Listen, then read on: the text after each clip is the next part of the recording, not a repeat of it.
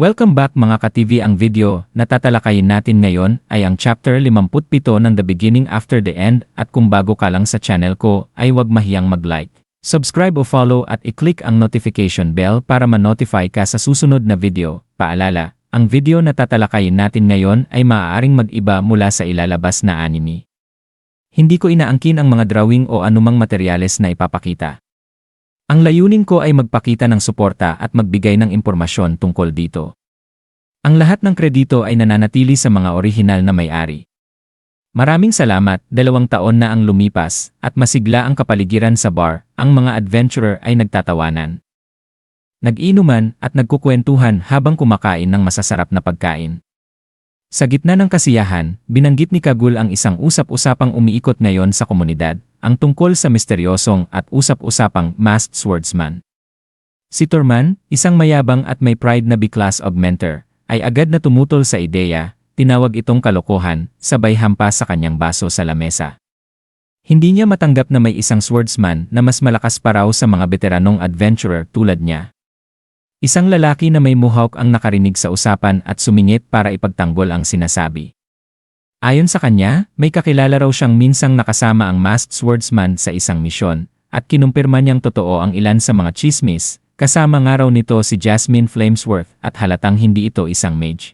Hindi pa rin kumbinsido si Torman. Tinawag niyang pinalobong kwento lang ang mga iyon, lalo na ang tungkol sa pag-solo clear ng isang dungeon, isang bagay na mahirap gawin kahit ng mga B-class augmenters. Sinubukang maging mas makatwiran ni Kagul, sinabing kung totoo man ang mga balita, malamang tumulong si Jasmine. Alam naman ng lahat kung gaano ito kalakas. Gayunpaman, hindi maiwasan ni Kagul na makaramdam ng kaunting pagkainggit at pagkadismaya sa sarili. Sa loob ng 2 taon, ayon sa balita, nakaabot na raw ng A-class ang masked swordsman, habang siya ay nanatiling si class at 3 beses nang bumagsak sa pagsusulit para tumaas ang ranggo.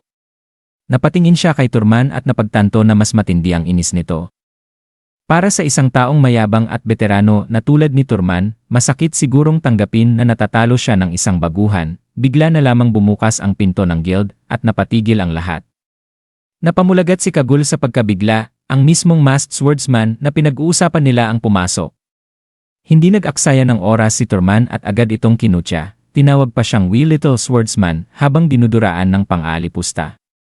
Hinugot pa nito ang kanyang espada para hamunin si Arthur. Sinubukan siyang pigilan ni Kagul, ngunit hindi siya pinansin. Pinagtawanan ni Torman ang pag-iisa ni Arthur, tinutukoy si Jasmine, at inakusahan siyang yumabang dahil lang sa mga kwentong kumakalat. Ngunit tahimik lang si Arthur. Hindi siya pinansin at tuloy-tuloy lang sa paglalakad papunta sa receptionist. Galit na galit si Torman at biglang umatake gamit ang kanyang espada, na nagdulot ng isang maliit na pagsabog sa sahig. Nagkagulo ang mga tao sa paligid at sinaway siya, ipinaalala na bawal pumatay sa loob ng guild. Ngunit sa tindi ng galit ni Torman, nilakasan pa nito ang pag-atake gamit ang wind magic sa kanyang espada at pinuntirya si Arthur. Subalit, mabilis at magaan ang galaw ni Arthur, lahat ng atake ay naiwasan niya ng walang kahirap-hirap. Lalo lamang itong nakapagpagalit kay Torman. Hanggang sa isang mabilis at tiyak na galaw, tinaga ni Arthur ang kamay ni Torman at naputol ang 4 nitong daliri. Napuno ng katahimikan ang bar. Napatigil ang lahat.